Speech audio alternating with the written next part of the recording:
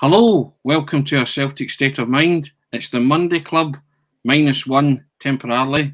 As you can see, I'm Tony Haggerty, and I've been joined by the amazing Amy Canavan, and we're a man down until 1:45. Amy, the resident Rascal Russell Boyce, will be joining us then. He has work commitments, and before anybody runs away, do not adjust your set. My shirt is just temporary interference, and I'm not going line dancing after this broadcast, in case you're wondering. Now, Amy, let's celebrate the positive right away. Celtic won, and we're talking about a Celtic victory on a Monday. Woohoo! Yeah, come on. Now, Russell was on the after-match show yesterday, the Bulletin. Just wanted to get your reaction to the win first and foremost, Amy.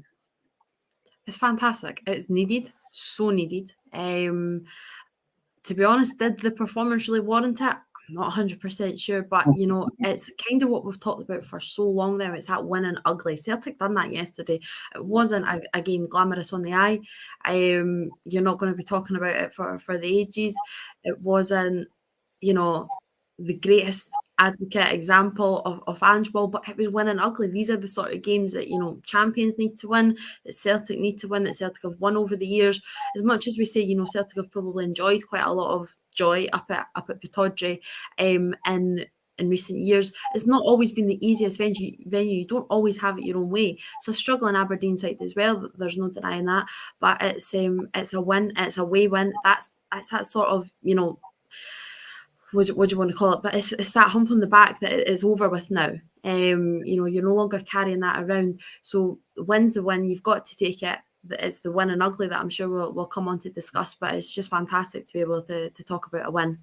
That albatross round the neck's been lifted, Amy. Yeah, I'll do go for that. Now we are smiling. Hey, positive. Let's start with a major positive, and Jota, who scored the winning goal yesterday. Portuguese winger on loan from Benfica. Celtic have the option to buy him at the end of that loan spell for $6.5 million. Amy, Jota has bought into Celtic from the off. 2 goals, 2 assists, and 7 appearances. He's getting it, isn't he? And he said yesterday after the game, great thing. I think he said his mum and dad were in amongst the Celtic supporters yesterday, and he wanted to speak to them to see how they felt, to see how it was for them. So that's just a guy who's grasped it, hasn't he? And, you know, I think if Celtic are prudent and wise, they would be looking at that right now and thinking, yeah, he's a guy that can enhance our side moving forward.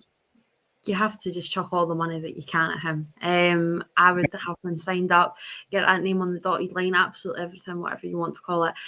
Like you say, he gets it. It's so evident. He's so eager. But I think what was really crucial perhaps to it is, you know, we kind of spoke about it initially when he held the press conference, is that his English is really, really, really good. You know, so he's not even, that bedding in period is going to be 10 times quicker, because Tony, you know it from talking to former players. It makes it all the easier when the guys can come in and they can just talk the lingo. They might not, you know, obviously understand it all, but you can have a little bit of banter with them. You can get them in and like into the team sort of spirit, and that's evident. You know, you look at the celebrations afterwards, which was amazing to see. You know, them going up, because that's been such an image over so many years. You know, you've seen Tyler, Rodgers, Lennon, everyone up there celebrating at that corner at Pittodrie. So that was a real lovely moment to see as well for Postecoglou, but for the players, for Jota obviously to be the winner and be the goal defining match winner. It was just a lovely moment. It was a great goal as well. I know we'll come and dissect it, but it's just his eagerness to be there. You know, bust in the guts, a terrific movement to play. It's a really, really well worked goal. Really Celtic-esque, you know, yeah. And every good quality, you know, Rogic getting on the ball, Turnbull as well. It was their good moments. Montgomery busting a gut proves how keen he is to be getting forward as well, you know. And again, I know we'll come on to discuss that, but I just thought it was a really, really well worked goal. It was great that he was on the end of it, because he deserved the goal. I think especially there was that effort in the first half. You know, he cut in on the inside of Ramsey, who I thought Ramsey actually played pretty well. He's a great prospect for the future for Scotland as well. But like you say, he hammered off the crossbar. Did the keeper maybe have it covered? I don't know, because it was dipping and it looked quite a fair bit at the end. But that effort alone, that deserved a goal. But for him to get it at the end, it was a great moment. I think he also deserved a bit of luck because he crashed one off the bar against Dundee United as well. Yeah. So he was cursed in front of goal, so it was good for him to get that, just for himself. But I think, and like yourself, this is a no-brainer to make that loan deal permanent. Yeah. Yeah. Now, another vital cog in this machine, and it's just brilliant to have him back because he just lifts everybody, not even his play, but just the fact that he plays football with a smile on his face and everybody loves him. There was that great image of Joe Hart grabbing him and a bear hug at the end. Kyogo, it's just the importance of Kyogo. 26-year-old Japanese internationalist, mate. 11 appearances, 8 goals, 1 assist, and he's just vital to the way that Ange wants this system to work, isn't he? And yesterday it was that presence of mind that, okay, I'm going to go on the end of this, but I'm going to put it in with my chest. How many players would have eluded them, or they wouldn't have even had the quickness and thought in the brain to put it in with their chest? I just thought it was a brilliant striker's goal. Just that instinct that you can't teach that. You're born with that, and he kind of gambled. He knew Bates maybe wasn't going to get there, and he thought, I'm putting this in by hook or by crook, and he used an unfamiliar part of the anatomy for a striker to score a goal. But that's what pleased me the most about it. It's the instinct, isn't it? It's like you say, it's just wanting to score, and how am I going to what gives me the best opportunity to score. It was a terrific ball in as well. Again, you're talking about moments. David Turnbull, perhaps a game probably wasn't his best game yesterday, but that was 2 really crucial moments that he more than played his part. It was a terrific delivery, and I just loved the goal. Like you say, he beats the man quite easily and he gets himself into that position, and it's no way is it a fluke, because you see he sets his body up, the arms go behind.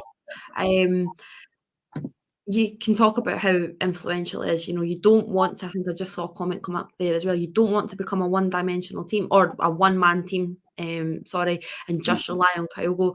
But his importance, it cannot be undermined. And you're talking about, Jota and a guy who gets it. Kyogo's a guy who gets it. I think the angle yesterday for the TV, it was fantastic that you could see Rogic and Kyogo celebrate, as it goes, and he was looking back to the Celtic fans, and he clearly loving his football. He just seemed that was a brilliant picture, Amy, as you said, when Celtic scored the goal and he was just standing himself and he was like, yeah.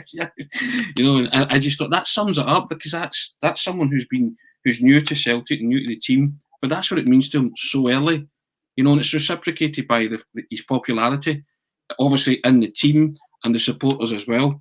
It's a joy to watch that, isn't it? I'm going to just say the urban culture coming in here and says that's the first of 3 big games, 3 points taken. If we get 9, we can hang on till January. Don't disagree with that. We were talking last week about our thoughts that they couldn't win any of them. That's a brilliant start, and it's something to build on, isn't it? Absolutely, and you've got to take the positives out of it. It's probably like this international break probably came at the worst time. Ange was joking about it as well, that you just don't want anyone to come back unscathed, but you just want momentum to carry on. So this little break, it could work in both ways. It's always great to go into the international break on the back of a win, because you're not mulling any sort of defeat over with, but you just really want to keep it going. And obviously we all know what happened on the last international break with injuries and that. But going back to obviously like the guys who get it, and being Kyogo and Jota, you look at their sort of partnership, and really the 3 up front as well, because I'd throw a bad into that. Again, it wasn't his best performance yesterday. He's kind of hit like a little bit of a lull period, perhaps. I don't know if he's maybe burnt out, or who knows, maybe does need a little bit of a rest, because I was really impressed by him when he first came in. I do think you've got to remember that he is 19 as well. But you look at the 3 of them, whenever one scores or whatever or anything like that, they are the first to all sort of like congregate together and celebrate, and that's great as well. Who knows, maybe it helps the 3 of them that they're all new to this team. We spoke about maybe you'd have liked a little bit of an experienced head up there, and that's why you're relying on Rogic and Turnbull to be that step up. But the 3 of them, there's a little team there. It certainly appears that anyway, because they genuinely look like a obviously Abada, like you say, I know we'll probably come into that, and who knows, maybe with James Forrest hopefully coming back soon, who really knows when he'll be back. But if he wants to keep his place in the team, I definitely think that that'll be a little bit of competition there, because we've spoke about how much we've missed James Forrest, but as a trio right now, they certainly look happy. And I think that's a nice thing to see as well. Even when Abada's not playing his best, which he's certainly not, he's not looking downhearted. Like Tony, we've seen that ourselves, that there's players that if they're not the one who's scoring, then they're just not really too fussed about the celebrations, and obviously they're happy, but it always looks like there's a little bit of a side note to it. Abada's still first to Kyogo, he's first to Jota, and getting in and amongst the celebrations. It's not all about him, so that team spirit certainly looks there between the three of them, and again, that's just another great thing to see. Now, you spoke about the international break coming up. Ange joked about players getting injured, and if they get injured in international duty, they don't bother coming back, which I thought was a nice touch. Just kind of, he seemed a bit more relaxed about it in relief. But now look at players returning from injury, Amy, and I look at the likes of Greg Taylor, Christopher Julian, Forrest, Juranovic. Now these guys are still to come back into the Celtic team. Do you see 4 of them being automatic starters, or even though he's not injured, but there is a school of thought amongst the Celtic supporters thinking now that Juranovic should maybe come in for Ralston at right back and play Liam Scales at left back in their natural positions, because the defence is still cause for concern. But of the injured parties coming back, I mean, that's what Taylor, Julian, Forrest, Juranovic, I think all of them should be, if they're fit, pushing for automatic starts, shouldn't they? They have to all be pushing, if you're a Celtic player, you have to be pushing for that starting 11. Taylor's a funny one. I'm quite a big fan of Greg Taylor, always kind of have been. I think he's always, for a long period of time anyway, was kind of the scapegoat and just received unnecessary flack, especially when there was nobody else really in that position. Another option where I can't, Montgomery obviously wasn't in the setup last year, but wasn't really used. I really, really do like Adam Montgomery. I don't think he suits the left back role, though. I think he's much more comfortable when he is that further forward. Hence why he done so well getting on the end of the ball for the cross yesterday for the second goal. And I just don't know if perhaps it was maybe too physical a side he was up against yesterday, but I felt sometimes it was just a little bit too easy to be beaten. I don't know if Taylor is the answer, or like you say, is it Scales? But Scales himself, Paul keeps putting out that video from the press conference. He's not. He would much rather be as the centre half compared to the left back. Obviously, he can play there, and it's kind of what we thought he was signed as. So it's an iffy one. Right now, obviously, Taylor's still going to be out for a wee while yet, isn't it? Because it's the surgery that he's after. So Montgomery has time. He certainly has time on his hands, because Ange has the trust in him. Clearly, you don't play as many times already as Montgomery has if you don't, because there are other options there. There are times that Juranovic could have been out there before the injury, or he could have played Scales, or you give somebody else a chance, but he's put the faith in Montgomery, and I would still say he is getting repaid, because he does give 110%, and you can kind of say that on the opposite flank about Ralston, but for how long does that 110% last, sort of thing? You have got to be producing, but moments like yesterday when you're going to be grabbing the assist, then they are the ones that will count in your favour, because he's shown that he does have a part in this team. It's just trying to figure out where exactly it is. Don't know if maybe the formation then doesn't suit him the best, because he's not really going to be breaking into that midfield, and he's certainly not going to be breaking into that front three, especially now not ahead of Jota. So it's trying to figure out where does Adam Montgomery exactly fit into this side, because I do believe that there is a future for him, certainly in the Celtic side, because he does offer a lot. And again, you always have that soft spot for an academy player coming through the ranks, because they're the sort of guys that you want to see coming through. We've rattled on for so long, especially towards the tail end of last season, that it's important to get these guys coming through the ranks at the club and then getting them into the first team. Now that we're doing that, we now can't say, let's put them out, because that's what we want to see. And it's little moments like that, and maybe with a little bit more experience, these sharpness, tidiness, like compactness will come up, because it is still a very new back four or back five. It can sometimes turn into, it is a new kind of setup, And then going on to that, or what's your views on Montgomery? Sorry, actually. My view on Montgomery is I think he's a better player deployed more forward. I thought he kept his concentration level. Yes, and that's why he's in the team, because the ball across for Jota was just put it away. And I contrast that with Andy Ralston's delivery at times. He hammers them across, you know what I mean? And which doesn't leave players much option, you know, to get on the end of it. But I thought Montgomery kept his concentration level and knew that once you got into that position, he had to deliver, and he did. He swept it across, and all it needed was the finishing touch. So, and I like that about Montgomery's game, and I think I think that's moving forward. I think he'll be better deployed in a more forward role.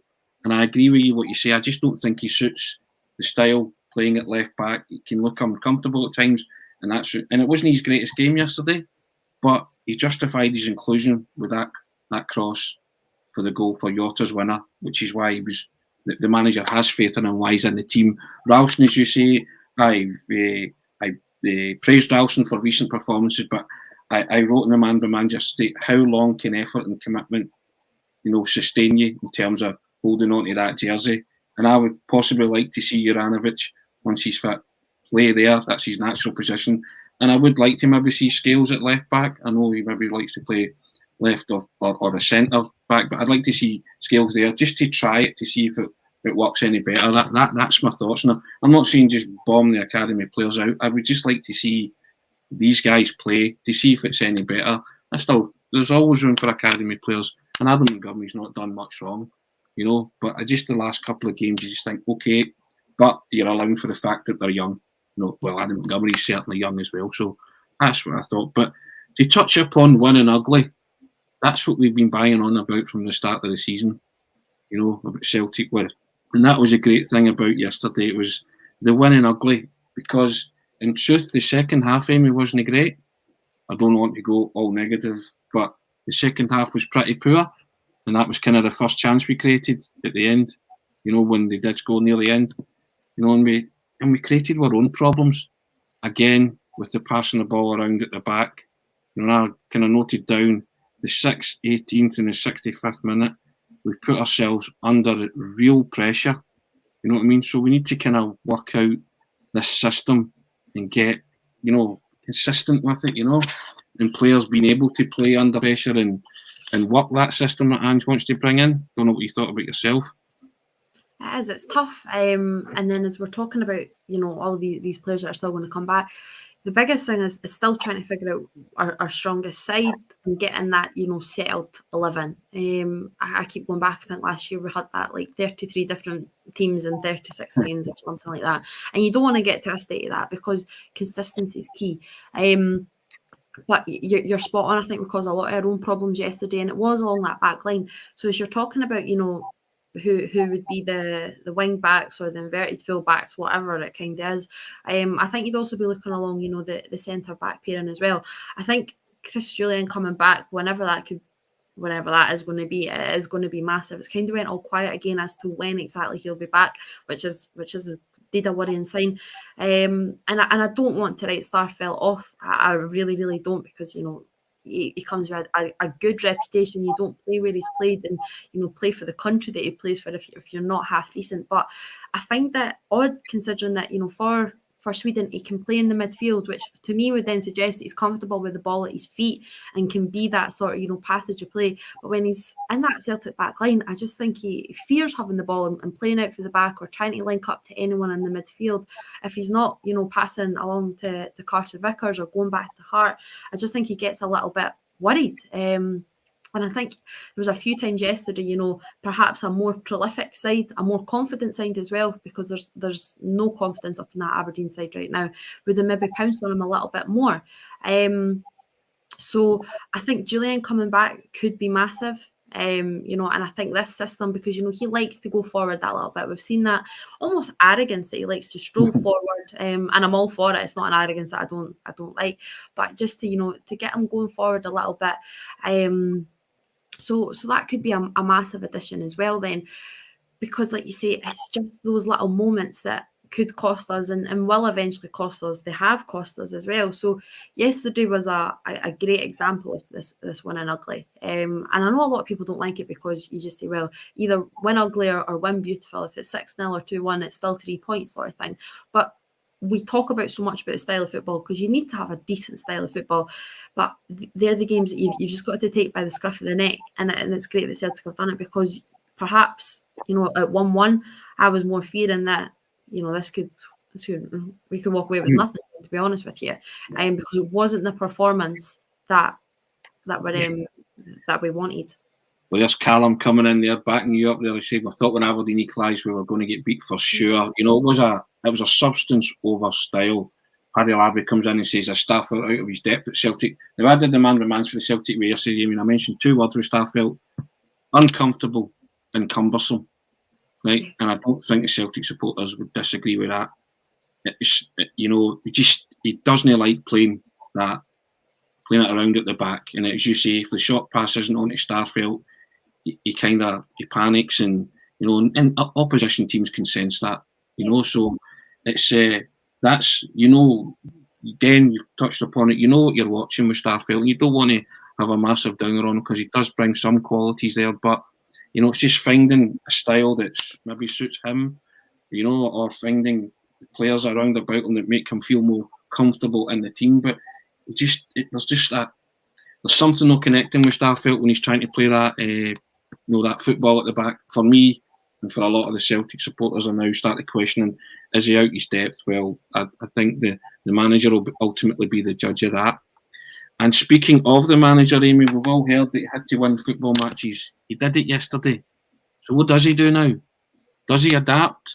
Does he wait till January till he tries to get the players in? Because Ange himself said this is a two or three window job where, to quote, "I want to get more players in that I believe can play the type of football we want to play." So that's him still in his head. He's going to trust the process until he gets the players in that can execute the system. Is that fair enough? Absolutely. It's his mantra, basically.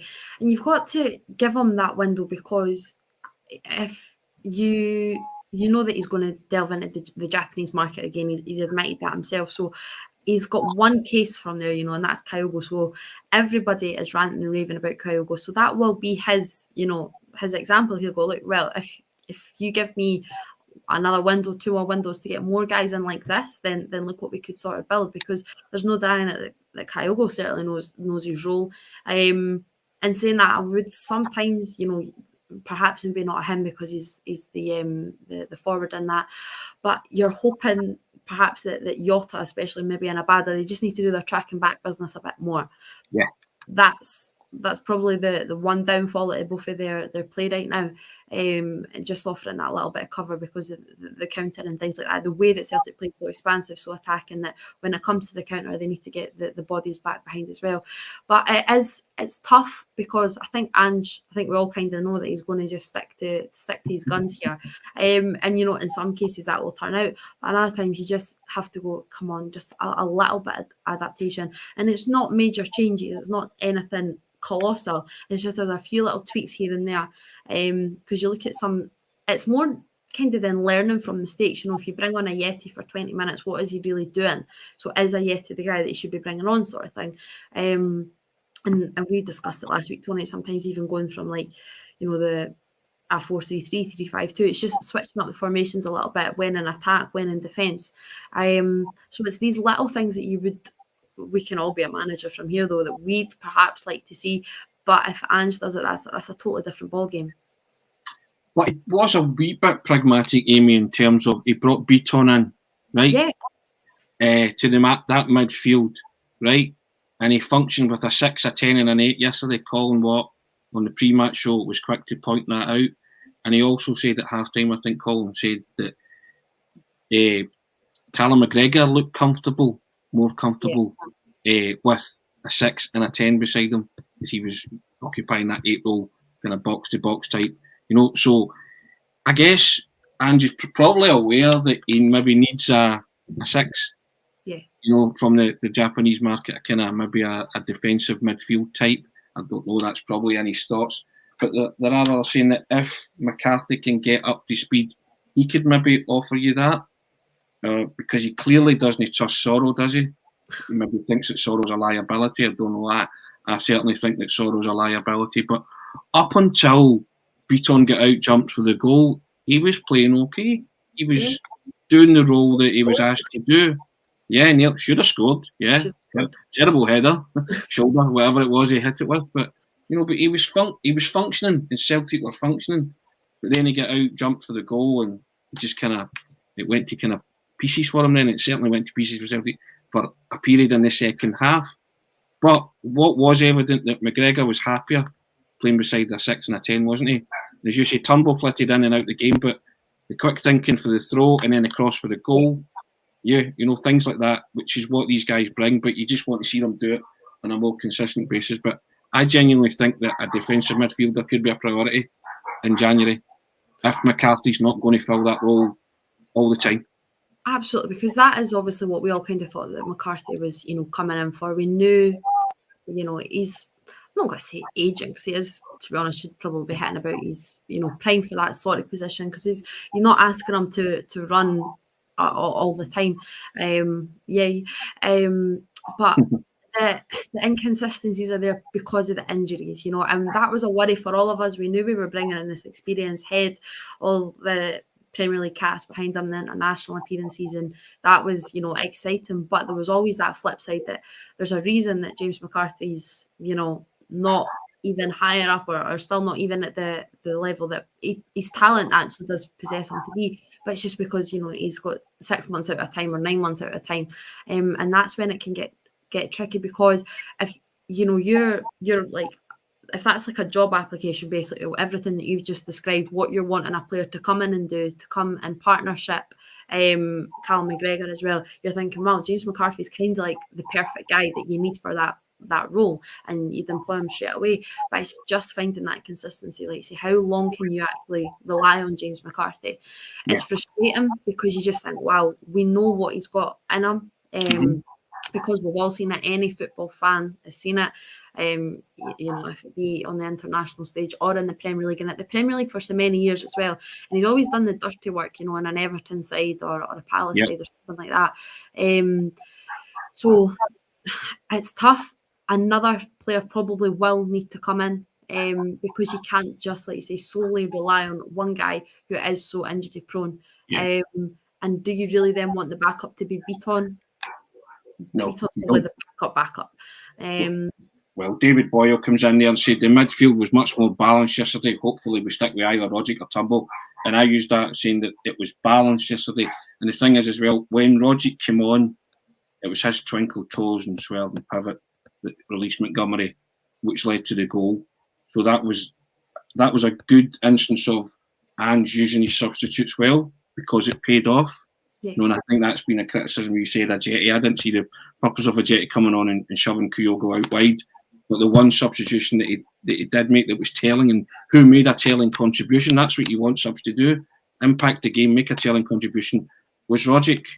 And that brought us the winning goal. So that augurs well moving forward as well. If you're going to rotate Rogic and Turnbull as opposed to playing them together in the same side. I think Ange knows that himself as well. Obviously, Rogic is a guy that he's probably known the longest within the Celtic side. And he knows the impact. Tom Rogic, he can do great within 60 minutes, but in that last half hour, he will really dip off. But he's one of those guys as well that he doesn't need an abundance of time to make the impact. He really can be that impact sub.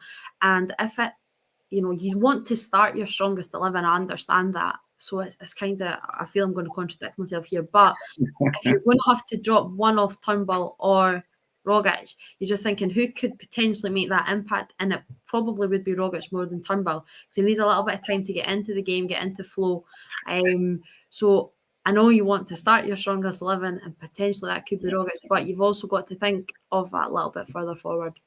Here he is, the slobber knocker himself. I don't know if you heard that. Anyway, Russell was playing Call My Bluff yesterday, and he educated everybody by saying that the Aberdeen Celtic game was going to be a slobber knocker. There you go, Russell. And for all those out there who went, "Wit, explain what a slobber knocker is to them." It wasn't quite yesterday for a start, but it was a term used in the old WWF days back in the 90s. They would call it a slobber knocker. So that's what the term. I kind of came out. I kind of just said it without even thinking about the wrestling connotation. Well, you educated us all, Russell. Welcome to the Monday Club. Yes. Glad to have you. We were talking about the 6, 10 and 8, which Colin Watt spoke about the pre-match show. And we were just discussing about that the Celtic midfield looked a lot more balanced yesterday with Beaton in there, and McGregor looked a lot more comfortable playing alongside a 6 and a 10. Now, we were saying that Ange has probably got his eye on bringing in some kind of defensive midfielder, because moving forward, we don't think that Beaton or Sorrell will fill that role. And whilst we hope it would be McCarthy, we just can't depend on his fitness to play it all the time. But ideally, that's what would happen. So we're thinking possibly that Ange has his eye on a defensive midfielder from the J League or from the A League, or someone who's watched or managed previously. Would you agree with that? I think you might have a harder task in convincing the board. We all know how notorious the board are in January for spending money. But I also think when they've invested a 4-year deal in James McCarthy, they may have, because if that wasn't an Ange signing, you wouldn't be surprised. He seems to get pigeonholed as this defensive holding midfielder. Not that I'm convinced that actually is what his game is per se, but I wouldn't be surprised if they were thinking it'd be, if you're wanting to do that, then you've already got someone there. So the thing is, Ange, it did seem only got, one of his transfer targets in the summer. And that's my biggest concern, that whilst we say he needs 2 or 3 windows, and I'm all for that, judging on the success of Kyogo, by the way, I mean, that alone, I'm just a wee bit concerned that if he carries on at that ratio, only getting one of his desired targets each window, then it might be more difficult to convince them or not. But I wholeheartedly agree with you on the midfield balance yesterday. I thought it totally worked. And whilst Beaton may well not be the long-term solution, it definitely felt like it was the right type of players in each of those positions, as opposed to square pegs and round holes. Yeah, that's what it felt like, the right type of players, didn't it? And then also the impact that Rogic made when he came on, which was what he was brought on to do, which brought the winning goal. So it was a kind of victory for Ange in the sense of that they won ugly, but they did the job. They had the substitutes. Well, one substitute in particular did what he was asked to do. So, another aspect of yesterday, which, brought up Joe Hart, 2 brilliant saves, critical stage of the game, one from Scott Brown and Johnny Hayes, ex-Celtic players, and goodness knows what would happen if either of them had gone in, Amy.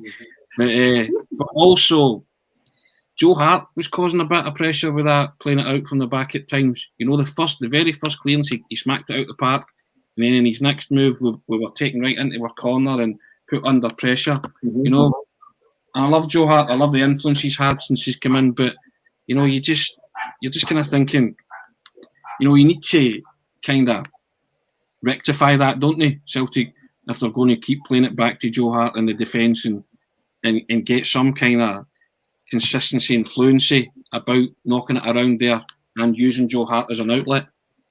Yeah, I think it's going around the merry-go-round too many times. It's going back to the goalkeeper. Like, see, once he's passed it out first time, it should then be, however the method is, they should be able to pass it out, and it doesn't go Joe Hart's out the move.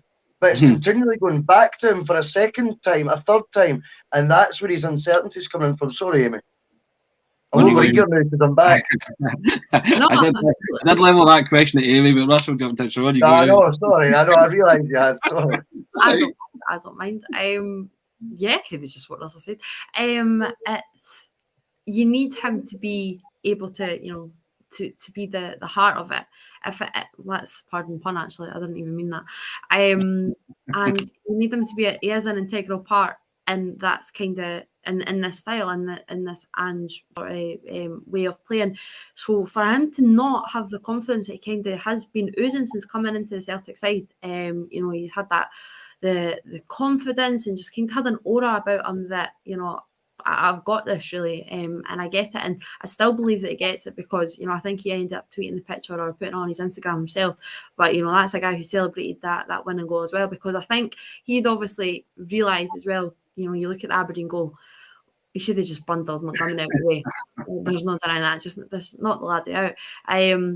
But I think he realised, obviously, you know, that's kind of on me, so to be then, obviously, a victor in that game, then it meant a lot. So he definitely gets it. There's no denying that.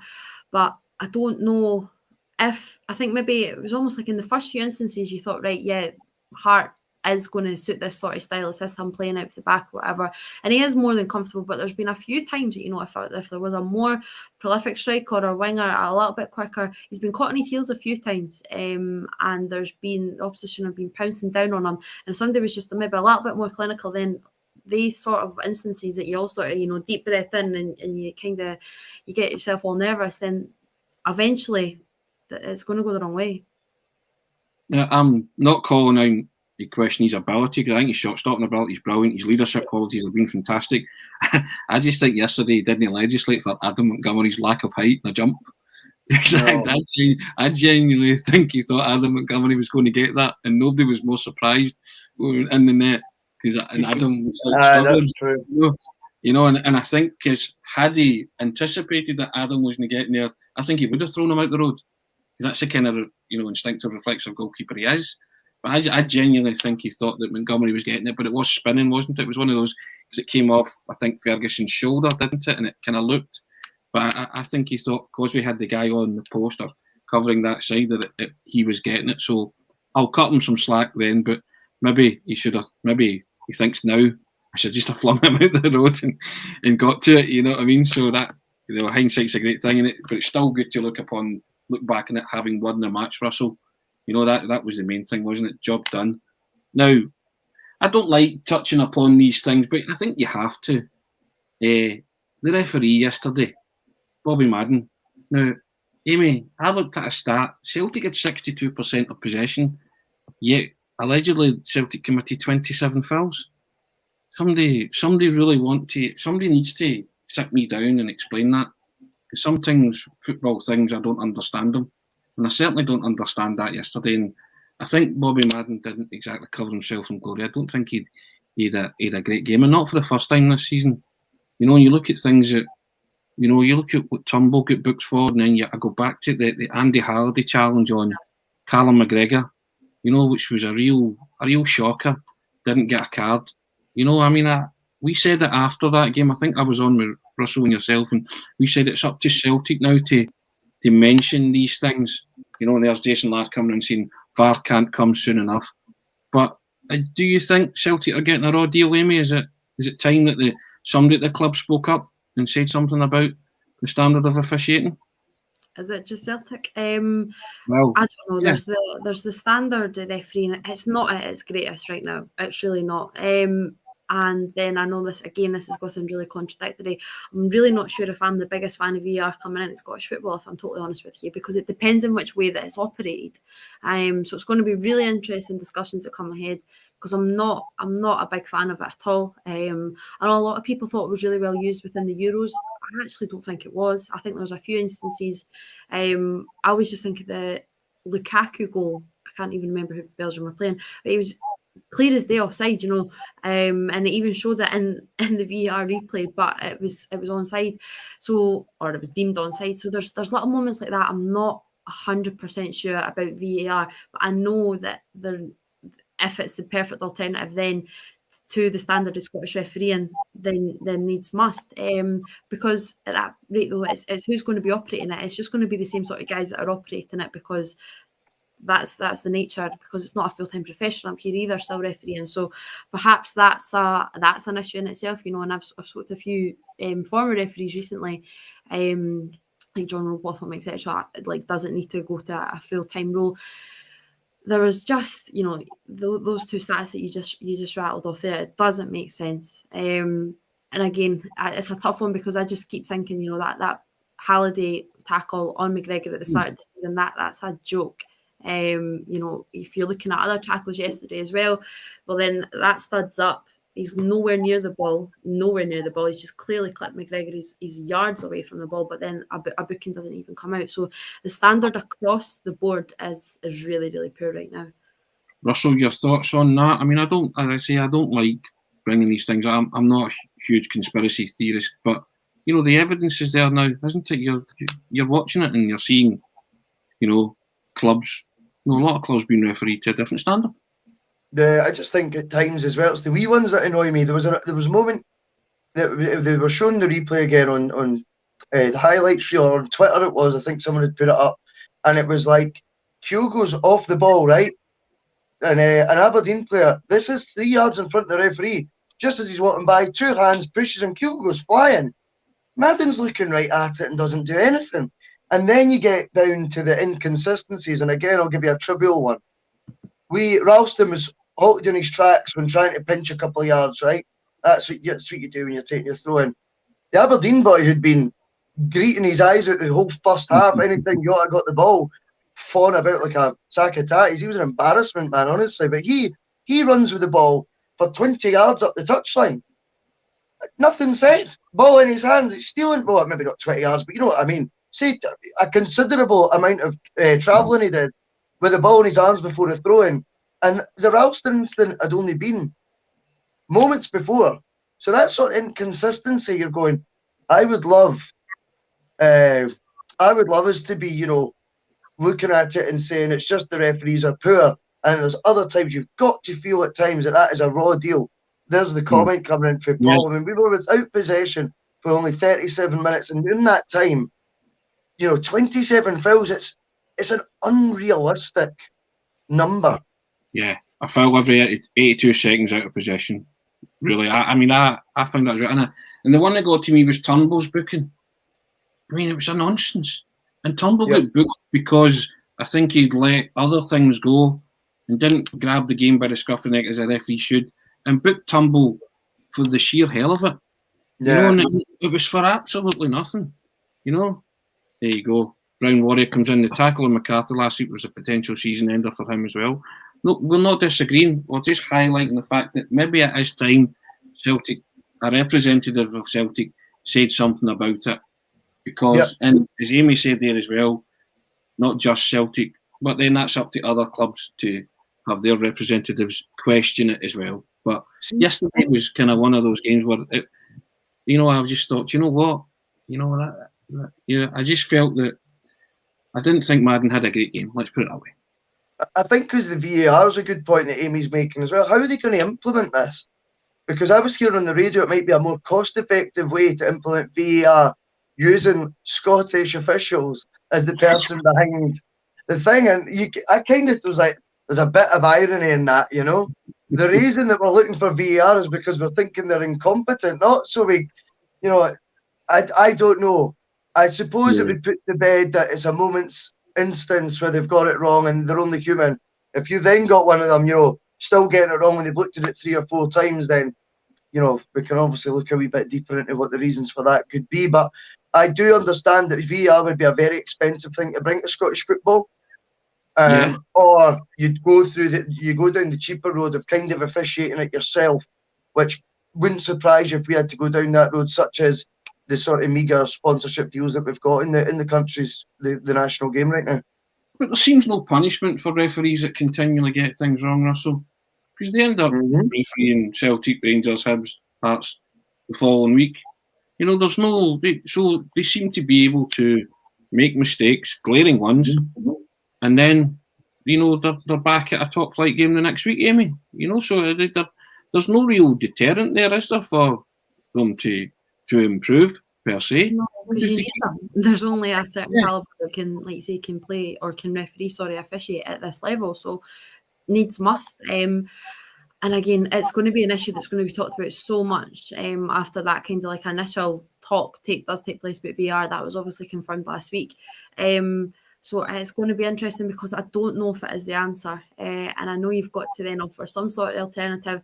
I do believe the alternative is making referees on a full-time basis because it's a profession, it is a career, and perhaps more time. I don't know how else it would really that'd be my alternative option really, to go down that route, because I think VAR it really does also depend on who's operating it. But if you look at right now the model that's in the Premier League down south, would you really want that up here? It causes so many controversies, all these wiggly lines that there's no way half of them are straight, and it's like, if this guy had clipped his toenail, would that mean that he'd have been onside? Like, it's tiny margins like that, and it does take the buzz out of the game as well. I don't know if any of you have experienced it yet, but it's not. It just takes, you can even be sitting at home, and you think it's a great goal, and then you're having to wait a few minutes, and it's like dissecting it, and it does take the buzz out of it. And it's the same obviously across Europe.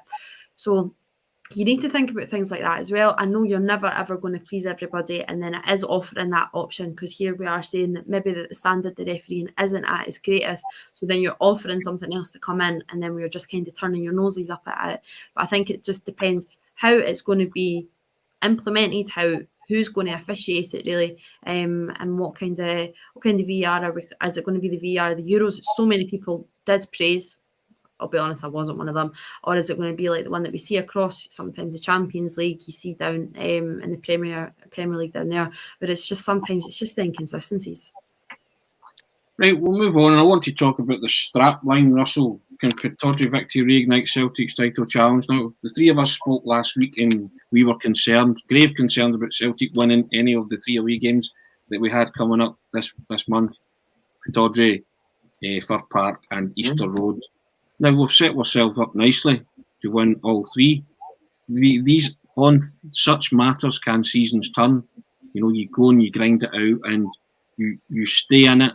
You stay in the title race until January, when the manager can maybe do something, and the board can help the manager work, and work things out and get in better players. Is that the way you see it now, that Ange now has a platform upon which to build after winning yesterday and winning ugly and winning the way that we hoped that this Celtic team could do from the start of the season?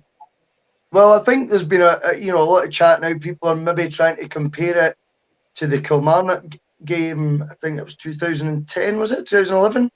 And when they were 3 down. Yeah, the Neil Lennon game with the 3-0, and people are trying to sort of compare it to that. And I see some similarities, to be honest with you. I really do, because it was a desperate start to the season that year. It's been a desperate one this year. But a win can galvanise you and also shows you the way. Now you've got a win, and that's the jinx over now, and now you could start also what we've seen yesterday with the lineup. We've commented on the midfield shape, for example. Maybe you're now looking at more of a winning formula away from home. The most impressive thing for me yesterday was we won a wee bit ugly at times, and I've got no issue with that. I didn't have this team. From what I'd seen so far, I didn't have them down as being capable of winning in a manner that they did yesterday. And for that, I'm delighted to be wrong. But it was the first time I think we've seen hints of that. And I'm hoping, I know every game's got different, every opposition is different. You're going to be coming against different obstacles, different tactics, formations, setups. But I think what we showed yesterday was a wee bit of adapting. We managed to get the job done. And I think that's the first time I've said this season, apart from AZ, even though we still lost that match away from home, we got the job done. Smile, Russell, smile. Now, that brings on to a kind of wider point, maybe then, if Celtic can hang on until January, just keep the gap to what it is, or maybe reduce it, about ins and outs.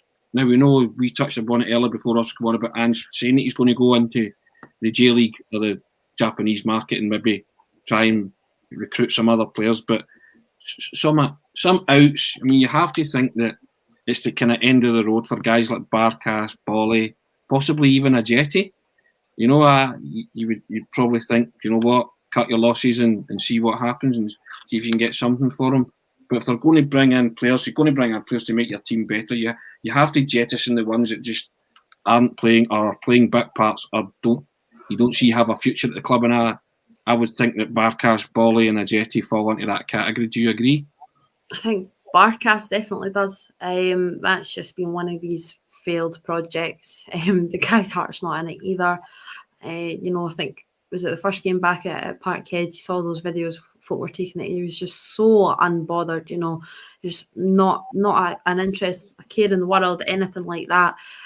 So you know, it's just not been one of those successful projects. I think for himself as well, he'll need to get his career somehow back on track. But if that's his sort of attitude, then I think he'll struggle. Ajeti, I don't know. I don't actually see him going. It's an iffy one because it's tough. Like, it's kind of that knee jerk that, you know, he had a few goals a few weeks ago and everyone was going, this is just what he needed. He needed that little bit of run of form. But then there's the frustration because then he goes a few games without really, you know, producing really anything. It's because his attitude's not there. And I kind of always go back to remember when we had Timu Pukki and he just looked the most uninterested guy. And I think I get really frustrated when I see him like down at Norwich, especially when he was in the Championship and he was scoring like 20 to 30 goals, kind of like, my God, you actually look like you want to go and, you know, win a ball and whatever. I thought when Pukki was up here, there was just, I always remember the game at Tynecastle, and I just thought, you know, just have a little bit of want, you know, go and chase down that ball, put a little bit of pressure on, but he just sort of floated about and didn't really like seem to have a care in the world. And I think Ajeti sometimes goes down that path as well, almost like into like a bit of a strop, like if he's not getting the ball right into his feet, if he's not getting into those positions at that time, and he's just kind of like giving up the ghost, to be honest. So I don't know. I think a lot of fans would actually be disappointed to see him go. And I think that's a weird one considering where he actually is at. But I'd personally try and give him until the end of the season. And again, because it does depend on who we bring in the window as well. Because Giakoumakis is still kind of like an unknown quantity at this stage in a Celtic shirt. You know, it'll really take until he probably gets his first goal, gets a few runs in the team to really like establish and determine how good he could potentially be. But I think it's kind of important because you look at the state we were in just last week, you know, if Kyogo picks up another injury, then we're left a little bit short. I think Barkas and a goalkeeper role is a little bit different.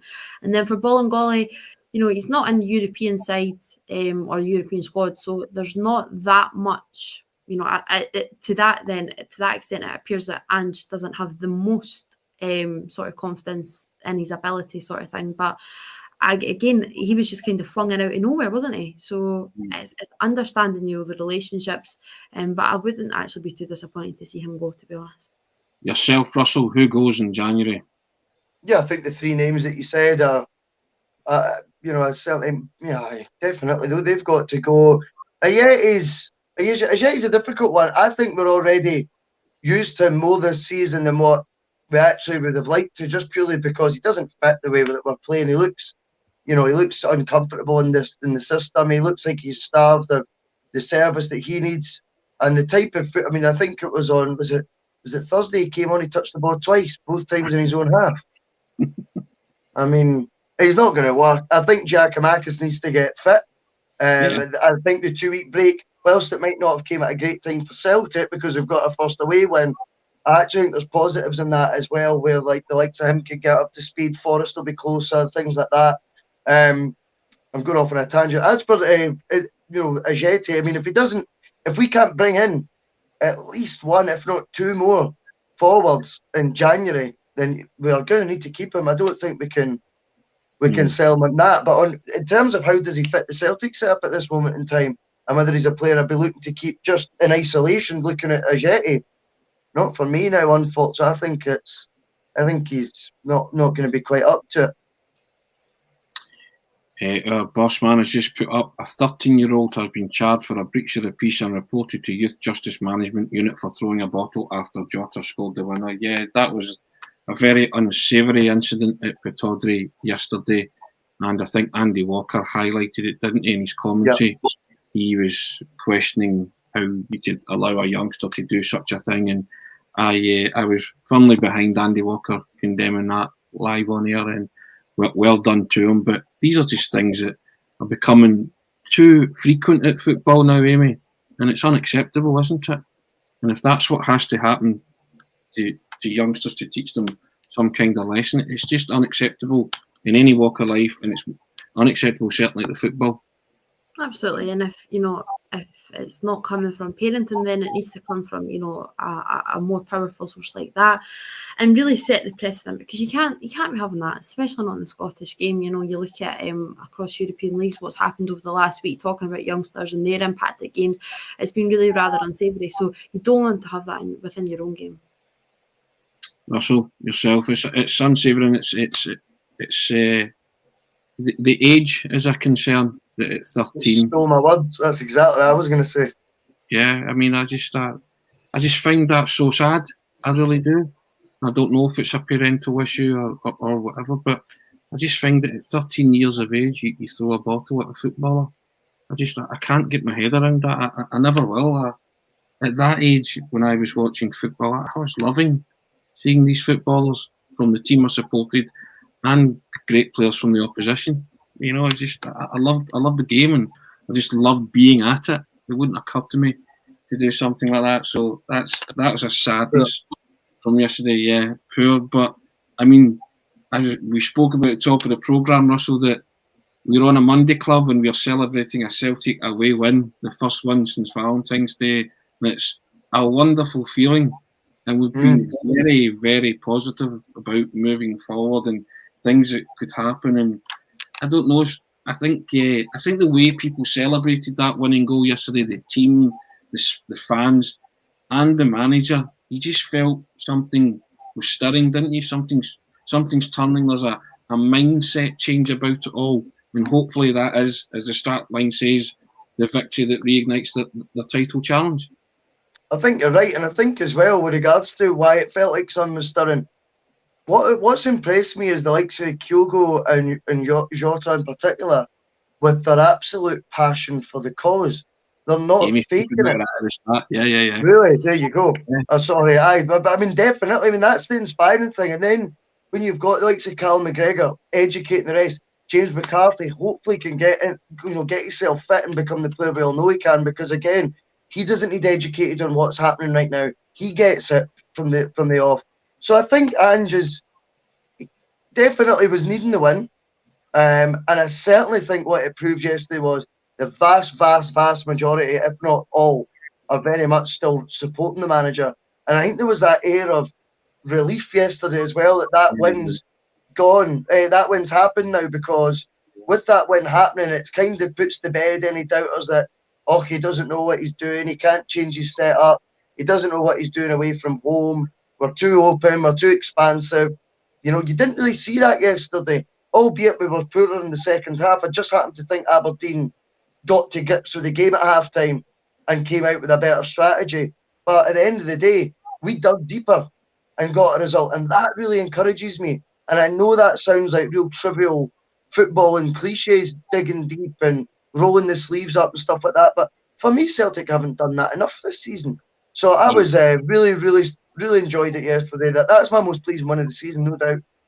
Oh yeah, and I think that's where a lot of, you know, I would say negativity or criticism has come from, because now that you know that's in the Celtic team to do that, Amy, that's what we've been wanting from them from the get-go, from when the ball kicked off at Tynecastle in the league campaign. That's all you wanted to see, and the ability to get a result like that. And I think it will do the manager and the players of the world a good. They know they can do it now, you know. And as you say, winning ugly, it doesn't matter how you do it. It was definitely substance over style, you know. So I'll take that any day.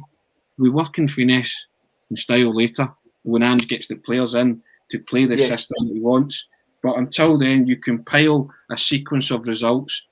And then once you get the guys in that you want over those 2 or 3 windows, which you have said, then you can produce the style. And I'm happy with that. That's all I want from Ange.